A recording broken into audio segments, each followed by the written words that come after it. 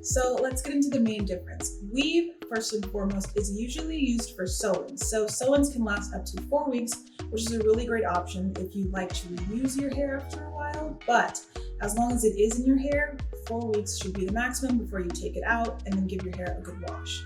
Extensions are usually more of a short-term product, so you're going to want to keep that in your hair for 2 days. If it's something like clip-ins, you can go ahead and clip them out yourself. If it's tape-ins, you're going to have to get a professional to take them out and install them. Extensions are usually used to add either length, density, or fullness to your hair. So if you want your natural hair out, but you want something to complement it, definitely go for extensions. If you want to cover your natural hair and use it more so as a protective style, weaves are a really great option. They braid your hair down into tracks and sew the weave in.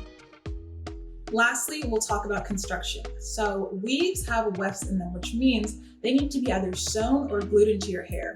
When I say glue, you can do a quick weave. So a quick weave is a short-term, temporary style to do. If you want to take something in and out of your hair without having to sew it in, you will want to go for extensions. So you can do tape-ins, which you can get professionally done, or you can do clip-ins. So it's easy to just snap in and out at the end of the day. Thank you all so much for watching this video. Don't forget to let us know if this was helpful to you in the comments below.